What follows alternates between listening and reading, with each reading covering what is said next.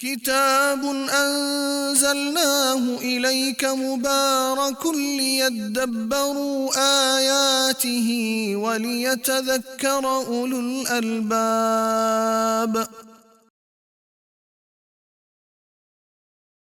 پھر اس کے بعد آیت نمبر 133 سے 135 میں پیغام کیا ہے کہ ظالم کامیاب نہیں ہوں گے۔ وَرَبُّكَ الْغَنِيُّ ذُو رَحْمَةٍ، تمہارا رب تو غنی ہے۔ غنی کہتے ہیں کھلے ہاتھ سے خرچ کرنے والے کو، رحمت والا ہے، وہ اگر چاہے تو تم سب کو لے جائے اور تمہارے بعد دوسروں کو لے آئے، کوئی اور ہی لوگ ہوں گے وہ، اور جو وعدے تم سے کیے جاتے ہیں وہ پورے ہوں گے۔ تم کیا کرو، قُلْ يَا قَوْمِ اعْمَلُوا عَلَىٰ مَكَانَتِكُمْ، اے میری قوم تم اپنی جگہ پہ عمل کرتے رہو، انی عامل، میں بھی عمل کر رہا ہوں، یعنی ڈو یور بیسٹ، فَسَوْفَ تَعْلَمُونَ، ان قریب تم دیکھو گے کہ کس کا آخرت کا گھر اچھا ہوتا ہے اور ظالم تو فلاح نہیں پاتے۔ بالکل وہی میسیج ہے کہ جس نے اس زندگی کو اچھے طریقے سے گزارا، اللہ کی رضا کے مطابق گزارا، اس کو کل وہاں کامیابیاں ملیں گی، اور جس نے ظلم کیا شرک کر کے، اللہ کا حق نہ دے کے اور باقی چیزوں میں، اس کو وہاں جا کر شرمندگی ہوگی۔ پھر آگے آیت 136 سے 139 میں اللہ تعالیٰ کی ناشکری کی کچھ باتیں ہیں۔ آپ دیکھیے کہ جانور بھی اللہ نے پیدا کیے، کھیتیاں فصلیں بھی اللہ کے حکم سے ہوتی ہیں۔ مکہ والے چونکہ بگاڑ کا شکار ہو چکے تھے، حالانکہ حضرت ابراہیم سے نسبت بھی جوڑتے تھے اور خود کو حضرت اسماعیل کی نسل سے ہونے کی وجہ سے بڑا معتبر سمجھتے تھے، لیکن انہوں نے سنے سنائے طریقے پہ قیل و قال، لوگ یہ کہتے فلاں یہ کہتا، پوری اپنی ایک شریعت بنا لی تھی۔ اس کا تذکرہ ہے ان آیات میں۔ کسی جانور کا یہ نہیں کھا سکتے، یہ نہیں کر سکتے، اس پہ سفر نہیں کر سکتے، یہ تو بڑا معتبر ہے اور ایسا ہے۔ پیچھے ہم نے وہ ایک لسٹ بھی دیکھی تھی نا، حام اور صاحبہ کی، آگے بھی آئے گی انشاءاللہ۔ کیا پتہ چلا کہ لوگ قرآن تو پڑھتے نہیں ہیں، آج بھی ایسا ہے۔ آپ دیہاتوں میں جائیے، آپ انٹیریئر کے علاقے میں جا کر دیکھیے، لوگوں کو کلمہ بھی نہیں پڑھنا آتا، نماز کا ترجمہ تک نہیں آتا۔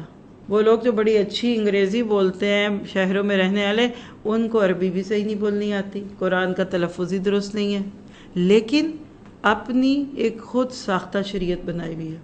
اس مہینے میں یہ کر لو تو یہ ہوگا، اس رات کو جاگ لو تو یہ ہو جائے گا، اس دروازے سے گزر جاؤ تو تم جنتی ہو جاؤ گے۔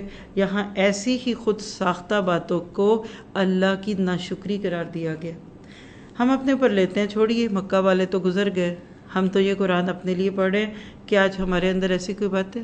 یہ جانور اس کا گوشت ایک کھا سکتا ہے تو وہ نہیں کھا سکتا، یہ عورتوں کے لیے، یہ مردوں کے لیے، اس کو چاند کی فلاں تاریخ پہ کھانا ہے، یہ دودھ اگر فلاں تاریخ کو مہینے کو دیا گیا تو قبول ہوگا نہیں ہوگا۔ آج ایسی 20 فرسودہ چیزیں ہمارے پاس ہیں، اور جو یہ کر رہے ہوتے ہیں نا، آپ اگر ان سے پوچھ بھی لینا بھئی آپ یہ کیوں کر رہی ہیں، پتہ نہیں، جب سے سسرال میں آئی ہوں میری ساس یہ کرتی تھی تو میں نے بھی کرنا شروع کر دیا۔ کوئی کہے گا یہ تو میری دادی کے وقت سے چل رہا ہے۔ تو ایسے تمام لوگوں کو پیغام کیا ہے کہ اب پڑھا لکھا دور ہے، روشنیوں کا دور ہے، اللہ نے آپ کو دنیا کی بھی بہت تعلیم دی، ایک دفعہ قرآن اور حدیث کو کھول کر دیکھیے، اور جو چیز اپروو ہے اس کو کرتے رہیے، کوئی بری بات تھوڑی ہے۔ کوئی دادی کے کرنے والے کاموں میں سارے کام غلط تو نہیں، بلکہ ان کے زیادہ تو ٹھیک تھے، عادات ان کی بہت اچھی، اخلاق ان کا بہت اچھا، شرم و حیا میں وہ بہت اچھی، گھرداری میں وہ بہت اچھی۔ اب اگر کچھ چیزیں انہوں نے دین کے نام پہ کچھ خاص موقعوں پہ کرنی چاہیے، بس اس کی تحقیق کر لیجئے تو انشاءاللہ اللہ ناشکری سے بچائے گا۔ پھر آگے آیت 140 میں گمراہی کا بدترین انجام ہمیشہ کا خسارہ، اور وہ کیسے؟ اولاد کو قتل کرنے لگے، قد خسر الذین قتلوا اولادہم سفہا بغیر علم۔ انسان اتنا زیادہ بے حس ہو جاتا ہے کبھی کبھی کہ وہ اپنی اولاد تک کو قتل کرتا ہے۔ مکہ والوں میں اولاد کا قتل عام تھا۔ بڑی بڑی 3 ریزنز ہیں، یہ آئیں گی آگے۔ ادھر جو ریزن ہے اس کو سمجھیے اور آپ کے دل پہ ہاتھ پڑے گا۔ پہلوٹھی کا بچہ، یعنی جب کسی کے گھر میں پہلا بچہ پیدا ہوتا نا تو اس کو اپنے ایک بت کے چرنوں میں جا کر ذبح کرتے تھے، اس کا خون بہاتے، یعنی بچے کو قتل کرتے، اور کیا سوچتے کہ ہمارا یہ بت، حبل نام اور اس طرح مختلف لوگوں کے مختلف نام تھے، یہ ہم سے خوش ہو جائے گا۔ اللہ نے کہا کہ دیکھو رسمیں اور خاندان میں جو ہو رہا ہے وہ چیز اتنا انسان کی عقل کو مار دیتی ہے کہ وہ اپنی اولاد تک کو قتل کر دیتا ہے، لہٰذا ایسے کاموں سے بچنا ہے۔ اور ساتھ ہی پھر آگے 141 142 میں پھلوں اور جانوروں میں اللہ کی قدرت کے شاہکار، یعنی آپ سورۃ الانعام کا اس وقت وہ حصہ پڑھ رہے ہیں کہ جس کا تعلق عربوں کی ڈے ٹو ڈے لائف سے تھا، اور آپ کو یہ باتیں اس وقت بڑی عجیب لگ رہی ہوں گی، لیکن اگر معذرت کے ساتھ کہوں، ہم اپنے اوپر بھی نظر ڈالیں تو بہت سارے ایسے کام آج ہم بھی کرتے ہیں، راہ جاتی باتیں ہیں، مجھے کہنے کی ضرورت نہیں، آپ خود سوچئے اور غور کیجئے کہ آج ہم پھلوں، دودھ، گوشت اور اس طرح کی چیزوں کو کس طرح غیر شرعی طریقوں سے ضائع کرتے ہیں۔ اور ان میں خاص طور پہ آپ دیکھیے کہ جب ان کی فصل کٹتی تھی نا، اس دن کے نام پر بھی بہت ساری انہوں نے رسمیں گھڑی ہوئی تھیں۔ بس آپ دیکھیے کہ آج بھی کچھ مذہب ایسے ہیں جس میں پیلے رنگ کو بڑا معتبر سمجھا جاتا ہے، اور بہار کی دیوی، دولت کی دیوی، لکشمی دیوی، یہ جو تصور تھے نا، یہاں ان چیزوں کا تذکرہ، یعنی وہ ایک اللہ کو خوش کرنے سے زیادہ خود ساختہ بنائی ہوئی دیویوں کو خوش کرنا چاہتے تھے اور اسراف کرتے تھے۔ کیا اسراف تھا؟ فصل اللہ نے دی، بیج کو اللہ نے بالکل فروٹ تک پہنچایا یا اسے غلہ نکلا، لیکن ان چیزوں کو دوسروں کے نام پہ منسوب کرتے تھے۔ اور اس کا ایک بڑا اہم جملہ نوٹ کر لے، وَلَا تَتَّبِعْ خُطُوَاتِ الشَّيْطَانِ۔ آپ کو یہ جملہ بھی قرآن پاک میں کئی جگہ ملے گا۔ یہاں شیطان کے قدم کیا ہے؟ یہاں شیطان کے قدم یہ ہیں کہ وہی پھل اور وہ جانور جو اللہ نے دیے، جو اللہ کی قدرت کا شاہکار ہے، تم ان کو کسی طرح سے غیر اللہ کے لیے ذبح نہ کرنے لگ جاؤ، ان کو راضی نہ کرنے لگ جاؤ اور اس طرح کی چیزوں میں نہ آ جاؤ۔ اس سے کیا پتہ چلتا ہے کہ اللہ کی دی ہوئی نعمتوں کو اللہ ہی کے راستے میں استعمال کرنا چاہیے۔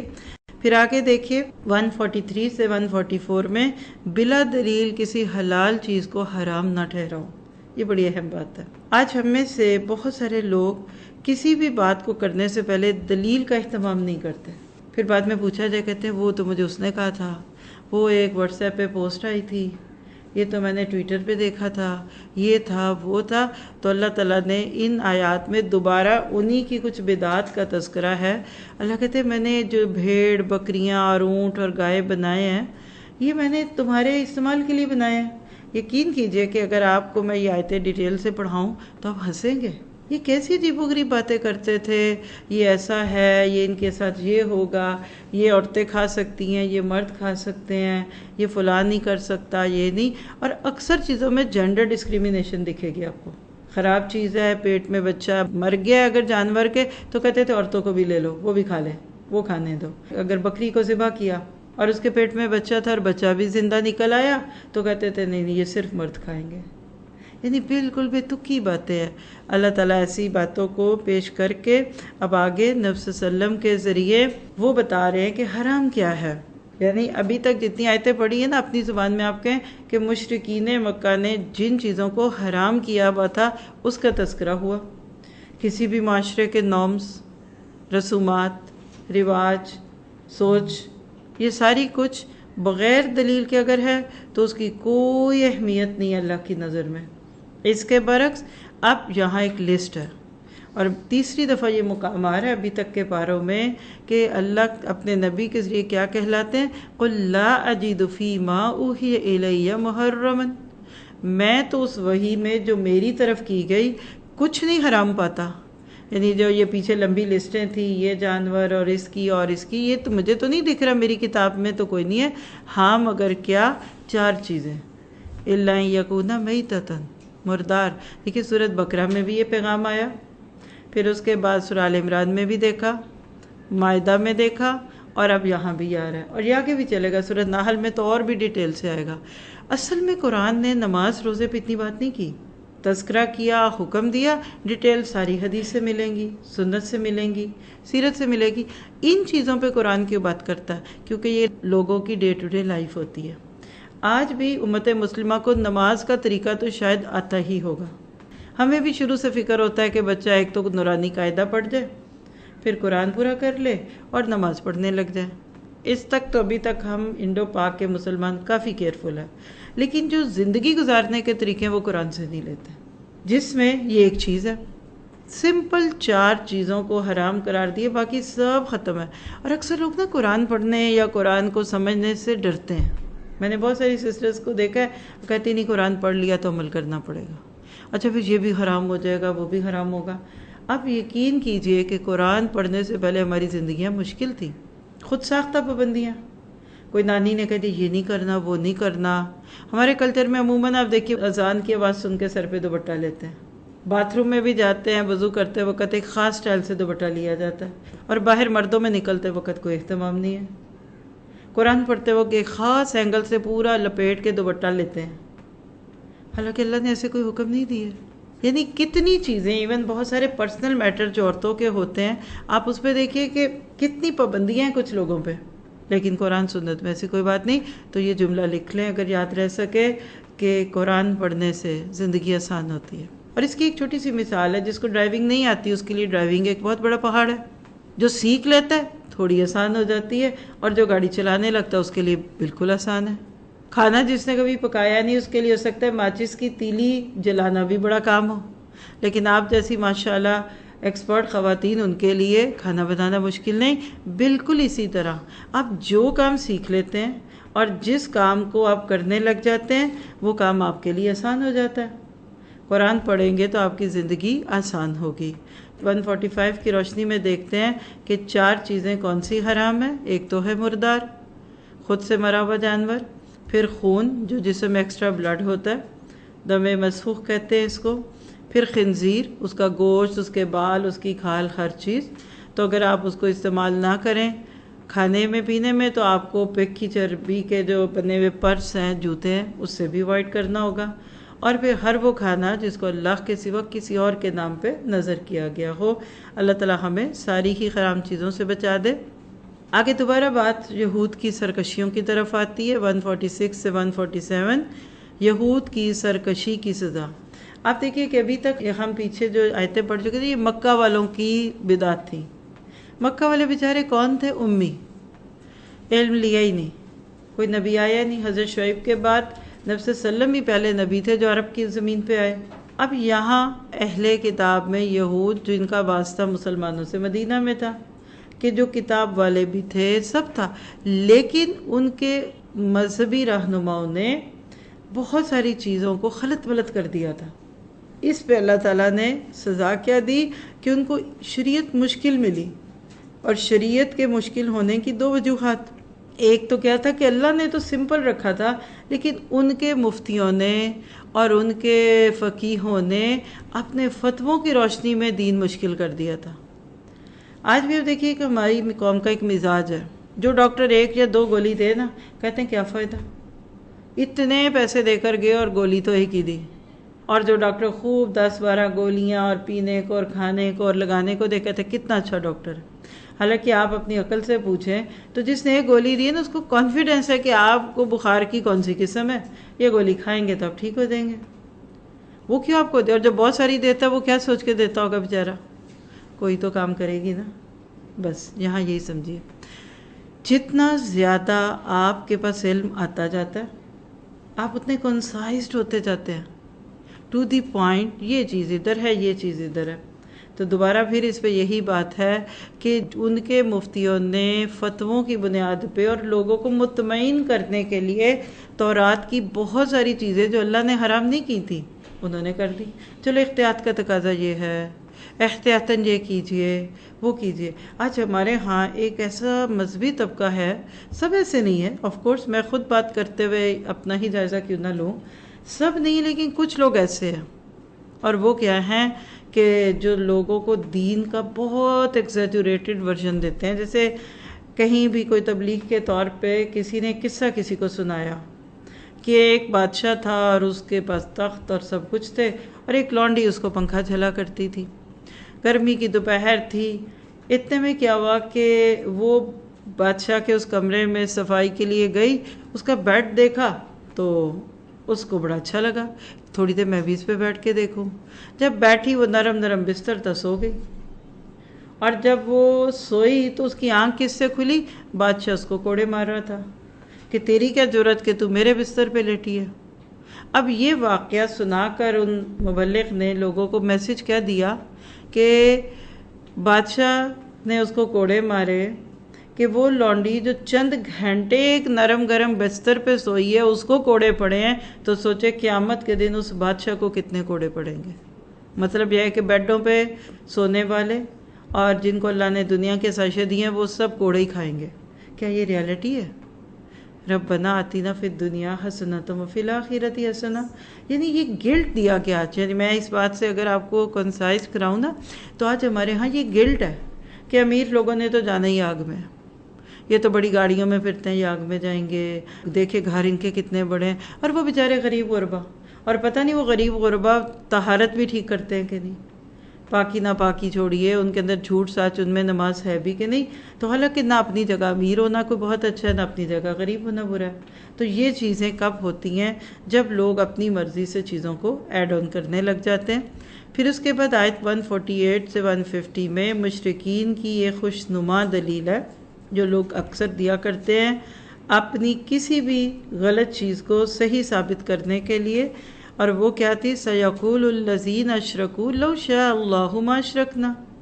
دیکھیے اپنے شرک کا سارا الزام نعوذ باللہ اللہ پہ ڈال رہے ہیں۔ اگر اللہ چاہتا تو ہمیں روک لیتا، اچھا اگر ہم یہ غلط کام کر رہے تھے تو اللہ پھر ہمیں روکتا کیوں نہیں تھا؟ حالانکہ اللہ نے آپ کو مجھے دنیا میں اختیار کی آزادی دی ہے، جو بھی کریں گے جس طرح بھی کریں گے اب کیجئے، اللہ تعالیٰ بیچ میں انٹرپٹ نہیں کرتا۔ ہاں اینڈ پہ پوچھے گا تم نے کیا کیا، اور آپ اس کو ایک امتحان کے کمرے سے سمجھیے کہ کمرہ امتحان میں بچے امتحان دے رہے ہیں، بیچ میں ایگزامینر بھی پھر رہا ہے، وہ آتے جاتے میں دیکھ رہا ہے کہ یہ اسٹوڈنٹ غلط سوال حل کر رہا ہے یا اس کا جواب ٹھیک نہیں لکھ رہا، تو کیا وہ وہاں روک کے اس کی مدد کر سکتا ہے؟ خیانت ہوگی نا۔ بس اس مثال سے سمجھیے اللہ تعالیٰ نے اس دنیا میں سب کو اختیار دیا، عقل بھی دی، سمجھ بھی دی، اس کو فطرت بھی دی، اس کو وحی بھی دی، کائنات بھی ہے، سب کچھ ہے۔ اب اگر آپ غلط کرتے تو اللہ بیچ میں نہیں روکتا، لیکن اینڈ ریزلٹس پھر آپ کی مرضی کے نہیں ہوں گے۔ تو ایسی ہی کچھ باتوں کا ادھر تذکرہ ہے۔ اس کے بعد بہت ہی اہم رکوع ہے، حصہ ہے بلکہ 151 سے 153، آپ اس کا ایک نام رکھ سکتے ہیں تورات کے احکام عشرہ کی قرآنی تعبیر۔ ہم نے 10 کمینڈمنٹس کا نام پڑھا ہوا ہے، پیچھے بھی سورہ بقرہ میں بھی آپ کو بتایا تھا کہ یہود کو جو 10 حکم دیے گئے تھے جو ہر دور میں ہی مسلمانوں کے ساتھ تھے، قرآن میں بھی وہی ہے، یعنی دس از قرآنک ورژن آف 10 کمانڈمنٹس۔ کیا کیا ہے ذرا گن لیتے ہیں۔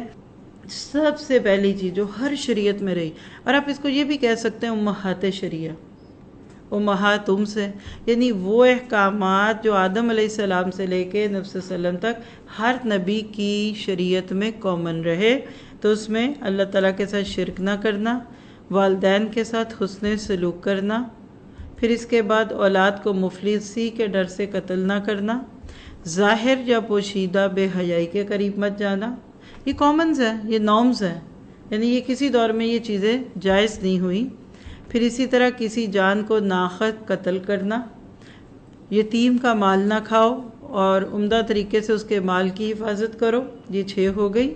پھر آگے 7واں پوائنٹ کیا ہے؟ ناپ تول کو عدل کے ساتھ پورا کرو، ہمیشہ عدل کی بات کرو اور جانبداری نہ کرو، اور اللہ کے ساتھ کیے گئے عہد کو پورا کرو، اور ہمیشہ عدل کی بات کرو، یعنی کسی کا حق نہ مارو۔ اب آپ دیکھیے کہ یہ کتنے خوبصورت احکامات ہیں، کسی بھی سوسائٹی کے فلرش کرنے، گرو کرنے میں ان کا بہت زیادہ ہاتھ ہوتا ہے۔ تو ہم ان 10 چیزوں کو اگر قرآن کی روشنی میں دیکھیں، اور آپ کو یہ سب دیکھیے کہ ان آیات میں مل رہے ہیں، جس میں 151 سے 153 میں اللہ نے ایک ایک چیز کھول کے رکھ دی، تو کیا پتہ چلا کہ Islam is a complete way of life. اگر آپ قرآن پاک کو بغیر کسی تعصب کے پڑھیں تو آپ کہیں گے کہ اس سے خوبصورت نظام زندگی کوئی کسی کو دے نہیں سکتا۔ پھر آیت 154 میں تورات کی کچھ خوبیوں کا تذکرہ ہے، تورات کے محاسن ہے۔ ثم آتینا موسیٰ الکتاب تماما علی الذی احسن وتفصیلا لکل شیء وہدی ورحمۃ لعلہم بلقاء ربہم یؤمنون۔ پھر ہم نے موسیٰ علیہ السلام کو ایک کتاب دی کیا پتہ چلا کہ تورات جب نازل ہوئی تھی تو وہ اسی طرح معتبر تھی جیسے آج قرآن ہے، وہ اسی طرح خوبیوں سے بھری ہوئی تھی، اس میں ہدایت بھی تھی، رحمت بھی تھی، تفصیلات بھی تھی جیسے قرآن میں۔ فرق کیا ہے؟ آج امینڈمنٹس ہو گئی، چینجز ہو گئی۔ آپ اپنے گھر میں ایک نیا صوفہ لاتے ہیں، وہ چمک رہا ہے، صاف ستھرا، 1 سال میں بچوں نے اس پہ لائنیں ڈال دیں، وہ خراب ہو گیا، تو وہ اب اس طرح کا تو نہیں رہا۔ بس پہلی کتابوں میں اور قرآن میں یہ بہت بڑا فرق ہے کہ ہر کتاب جب نازل ہوئی تھی بالکل اچھی تھی جیسے قرآن بہترین ہے۔ فرق کیا ہے پھر تورات اور قرآن پاک میں؟ یہ جملہ فائدہ دے گا آپ کو۔ تورات بھی اللہ کی طرف سے تھی، انجیل بھی اللہ کی طرف سے تھی، بہترین تھی، اپنے دور کے تقاضوں کو پورا کرتی تھی، تفصیلا لکل شیء، اس دور کی ہر ضرورت کو پورا کرتی تھی اور کمپلیٹ تھی۔ کچھ لوگ کہتے ہیں نا نہیں پچھلی کتابیں ادھوری تھیں، پھر قرآن آیا تو پورا ہوا پیغام۔ نہیں، کیا مطلب اللہ ادھوری شریعت دے کے پوری اطاعت مانگے گا؟ ایک کامن فرق ہے، سورہ ہجر میں آئے کہ آگے آتے تو آپ کو وہاں بھی منشن کروں گی، کتابیں ساری اللہ کی طرف سے بہترین حالت میں اتری تھی۔ فرق یہ تھا کہ قرآن پاک کی حفاظت کا ذمہ اللہ نے لیا، اِنَّا نَحْنُ نَزَّلْنَا الذِّكْرَ وَإِنَّا لَهُ لَحَافِظُونَ۔ پچھلی کتابوں کے بارے میں یہ وعدہ نہیں تھا اللہ کا، تو انہوں نے بکس کو ایکسرسائز بک بنا دیا۔ دیکھیے بچہ کاپی پہ لکھنے کی بجائے کتاب پہ ہی لکھنا شروع کر دے تو کچھ دن بعد اس کتاب کا کیا حال ہوگا؟ پچھلی قوموں نے، یعنی آج کی بائبل کیوں ریلائبل نہیں رہی؟ اس میں امینڈمنٹس ہو گئیں۔ آج بھی آپ کوئی ریفرنس دیتے ہیں نا تو آپ کو بتانا پڑتا ہے کہ یہ کس سال کی بائبل ہے۔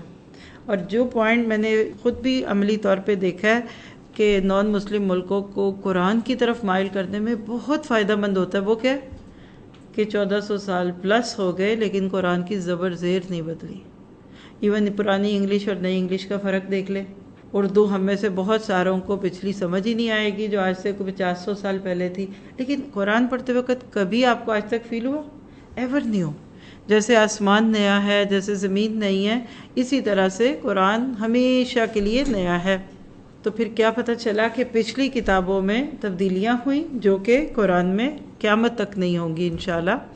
پھر آیت نمبر 155 سے 157 میں نزول قرآن مشرکین مکہ کے لیے تمام حجت تھا، یعنی ان کے اوپر ایک حجت تمام ہو رہی تھی کہ اللہ نے اپنا نبی بھیجا، اس کے سینے پہ ایک کتاب نازل کی، وَهَذَا كِتَابٌ أَنزَلْنَاهُ مُبَارَكٌ، یہ برکتوں والی کتاب ہے جو ہم نے نازل کی، بس تم اس کی پیروی کرو اور پھر تم ڈرو، بچ جاؤ، تقوی اختیار کرو تاکہ تم پہ رحم کیا جائے۔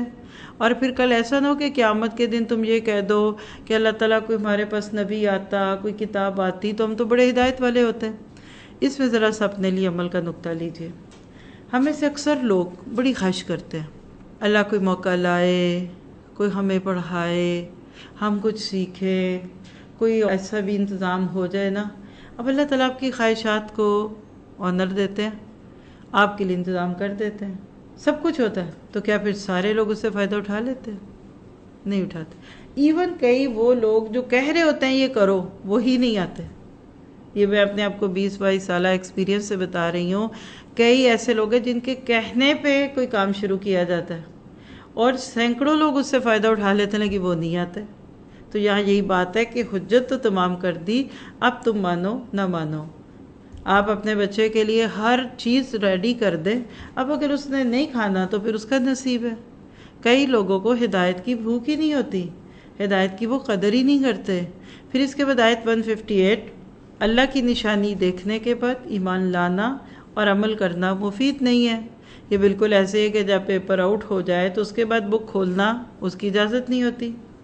جب ایک دفعہ پیپر دے دیا تو اب آپ اپنے ریزلٹس پہ اپنا کوئی اختیار نہیں رکھتے۔ تو قیامت کے قریب جو چیزیں ہونے والی ہیں ان میں سے ایک نشانی ہے، اللہ سبحانہ تعالیٰ کہتے ہیں کہ قیامت سے پہلے ہر نشانی پوری ہوگی، اس کے بعد ایمان لانے کی اجازت نہیں ہے۔ مثلا سورج کے مشرق سے مغرب کی طرف آنے کی بات ہے، توبہ کا دروازہ تب تک کھلا ہوا ہے۔ ہر چیز کا ایک ٹائم ہوتا ہے نا، ایک ٹائم باؤنڈ چیز ہے۔ تو آپ کہہ سکتے ہیں کہ ہدایت ایک ٹائم باؤنڈ چیک ہے، اگر آپ نے کیش نہ کرایا نا تو بعد میں یہ ویلڈ نہیں رہے گا۔ تو آج تو اللہ تعالیٰ کائنات میں بہت ساری نشانیاں میں دکھا رہا ہے، اس کے بعد بھی اگر ایمان نہیں لائیں گے تو پھر بعد میں قبول نہیں ہوگا۔ پھر آیت 159 میں فرقہ پرستوں سے رسول اللہ کا کوئی تعلق نہیں۔ دیکھیے اس آیت کا آپ نمبر ضرور نوٹ کیجئے گا۔ لوگ خود کہیں گے کہ کہاں لکھا ہے فرقے نہیں ہونے چاہیے، جماعتیں، مسلک، گروہ؟ یہاں لکھا ہے 159 الانعام ان الذین فرقوا دینہم۔ لفظ فرقوا میں فرقہ لفظ چھپا ہوا ہے، جنہوں نے اپنے دین کو ٹکڑے ٹکڑے کر دیا، وکانوا شیعاً، اور وہ آپس میں الگ ہو گئے، گروہ گروہ ہو گئے۔ لست منہم فی شیء، آپ کا ان سے کوئی تعلق نہیں ہے۔ انما امرهم الی اللہ، ان کا معاملہ یا ان کا فیصلہ تو اللہ کے طرف ہے، پھر وہ ان کو بتائے گا جو وہ کرتے تھے۔ تو کیا پتہ چلا کہ اسلام سیدھا سادہ دین ہے، پڑھے لکھے اور ان پڑھ دونوں کو ایک ہی جتنا اپیل کرتا ہے۔ اور اگر فرقے بنانے پسندیدہ کام ہوتا تو سب سے زیادہ یہ کام صحابہ کرام اور اس کے بعد کے دور کے لوگ کرتے۔ پھر اس کے بعد آیت 160 میں موضوع کیا ہے؟ بدلہ ان اعمال کا ملے گا جو موت آنے تک باقی رہے۔ من جاء بالحسنۃ فلہ عشر امثالھا ومن جاء بالسیئۃ فلا یجزی الا مثلھا وہم لا یظلمون۔ بہت ہی خوبصورت اصول ہے۔ آپ نے ایک معروف بات سنی ہوگی کہ معراج کے موقع پہ اللہ کے نبی کو شروع میں 50 نمازیں آفر کی گئی تھیں، اور ہوتے ہوتے وہ 5 رہ گئی۔ اس اصول کو سامنے رکھ کر مسلمان کے ہر عمل کی کم سے کم جزا 10 ہے۔ آج ہم پڑھتے 5 ہیں اور اللہ میں اس کی توفیق دے، لیکن اجر وہاں 50 کا لکھا جاتا ہے۔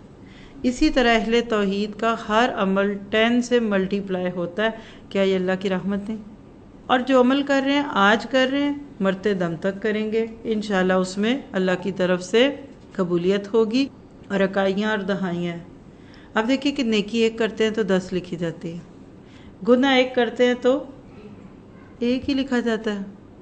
آپ نے فرمایا اتنی رحمت کے بعد اب تو وہی بندہ آگ میں جائے گا جس نے ارادہ ہی کر لیا۔ لیکن آج بھی دیکھیے کہ ہم ایک نیکی کے بدلے میں 10 سے زیادہ گناہ کر لیتے ہیں۔ تو اللہ تعالی ہمیں اپنے لیے بہترین فیصلہ کرنے والا بنا دے۔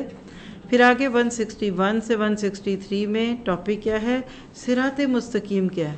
ہم صبح و شام کہتے ہیں اہدنا الصراط المستقیم، تو اس آیت میں بتا دیا قل اننی ہدانی ربی الی صراط مستقیم دینا قیما ملت ابراہیم حنیفا۔ کیا پتہ چلا کہ صراط مستقیم حضرت ابراہیم کے طریقے کا نام ہے، جو مشرک نہیں تھے۔ اور قل ان صلاتی و نسکی و محیای و مماتی للہ رب العالمین۔ اب سورت کے اینڈ کی طرف ایک خوبصورت پیغام دیا جا رہا ہے، اور وہ کیا ہے کہ انسان کا جینا اللہ کے لیے ہو تو اس کا ہر عمل، کھانا، پینا، سونا، کمانا عبادت ہو جاتا ہے۔ آپ گھر کی صفائی کرتی ہیں، آپ کی عبادت ہے، کیونکہ اللہ کے نبی کی حدیث سامنے رکھتے ہیں۔ کیا ہے؟ صفائی ستھرائی دین کا حصہ ہے۔ صفائی نصف ایمان ہے، شطر الایمان کا لفظ ہے۔ تو کیا پتہ چلا کہ آپ کی نیت سے آپ کا گھر کا ہر چھوٹا بڑا کام عبادت ہے۔ آپ کھانا بناتے ہیں، کیا آپ کو اس کھانا بنانے کا اجر ملتا ہے؟ کیوں نہیں ملتا؟ آپ افطاری بناتی ہیں، آپ سحری بناتی ہیں، گھر کے ایوریج 6 7 8 لوگوں کو آپ فیڈ کرتی ہیں، آپ کو سب کا اجر ہے۔ ان کو اپنے روزے کا اجر ہے، آپ کو سب کے روزے کا اجر ہے۔ شرط ایک ہے کہ اس میں کھو کر نمازیں چھوڑنا اور بالکل اسی کو مقصد نہ بنانا ہے، تو انشاءاللہ اللہ تعالیٰ ہر چیز کا اجر دیتا ہے۔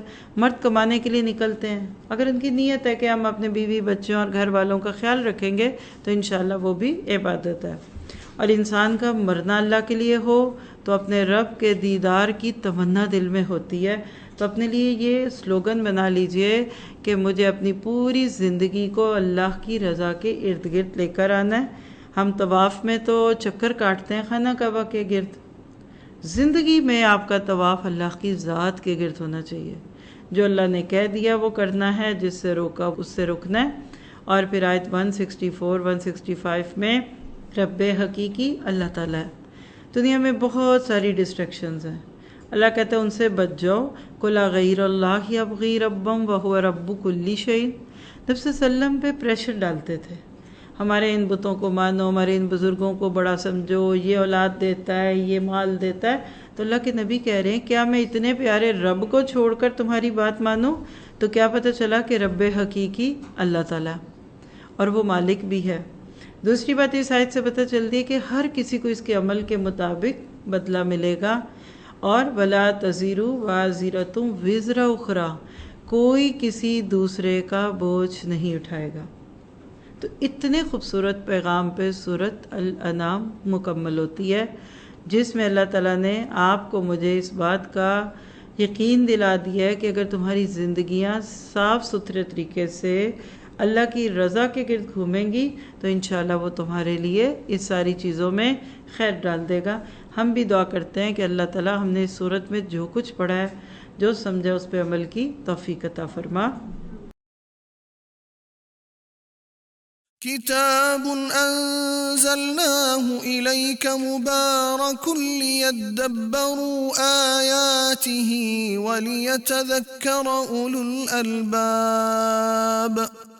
كتاب أنزلناه إليك مبارك ليدبروا آياته وليتذكر أولو الألباب.